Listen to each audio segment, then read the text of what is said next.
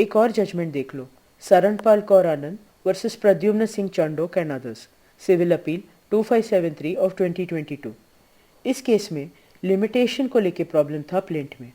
इस केस में नीचे के कोर्ट ने ऑर्डर 7 रूल 11 के पॉइंट को प्रिलिमिनरी इश्यू बनाया ऑर्डर 14 रूल 2 के अंदर, लेकिन जजमेंट के पैरा 3 में कहा गया है कि एप्लीकेशन ऑर्डर 7 रूल 11 के अंदर ही है, लेकिन कोर्ट ने उसको ऑर्डर 14 रूल 2 के अंदर प्रिलिमिनरी इश्यू बनाया। इस स्टेज के बाद प्लेंटिफ ने प्लेंट में अमेंडमेंट करने का एप्लीकेशन भी फाइल किया, कॉज ऑफ एक्शन को ही बदलने। इस केस में प्लेंट में कुछ बातें थी जिनसे पता चलता था कि कॉज ऑफ एक्शन बहुत पहले अराइज हो चुका है और उस हिसाब से डिक्लेरेशन का सूट लिमिटेशन के बाहर है। नीचे के दोनों कोर्ट ने सूट डिसमिस किया था लिमिटेशन। इस केस में सुप्रीम कोर्ट के 2 जजेस के बेंच ने मैटर को सुना।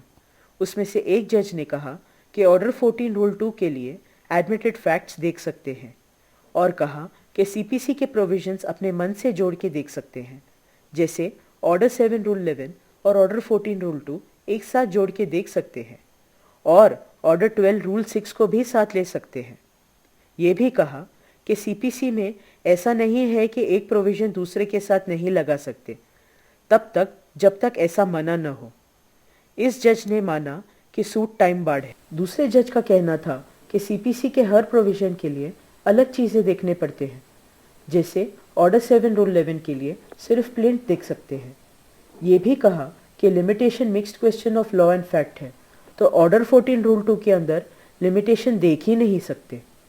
ये भी कहा कि ऑर्डर 12 रूल 6 के लिए clear, unambiguous and unconditional admission होना चाहिए, जो इस केस में नहीं है।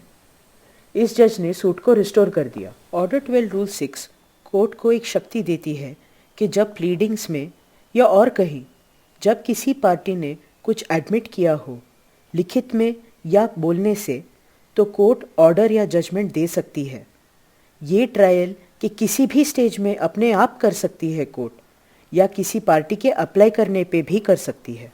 ऑर्डर 12 रूल 6 के लिए अगर पहले जज की माने तो अगर 2017 का एग्जैक्ट डेट पता होता कब कर्मा को डीसी ऑफिस से पता चला कि ज़मीन फिगू के नाम है, तो शायद कोर्ट ऑर्डर 12 रूल 6 लगा सकती और निकाल अलग ही होता।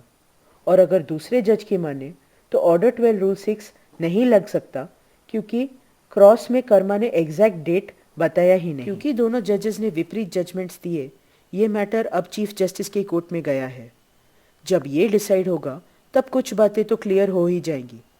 सीपीसी के प्रोविजंस कितने म्यूचुअली एक्सक्लूसिव हैं, ऑर्डर 7 रूल 11 के लिए क्या क्या देखना होगा, ऑर्डर 14 रूल 2 के लिए क्या क्या मटेरियल देखना होगा और क्या नहीं देखना होगा, और किस स्टेज तक फाइल कर सकते हैं ऑर्डर 14 रूल 2, ऑर्डर 14 रूल 2 में लिमिटेशन देख भी सकते हैं या नहीं, ऑर्डर 12 रूल 6 के लिए कैसे एडमिशंस कंसिडर कर सकते हैं, वगैरह वगैरह।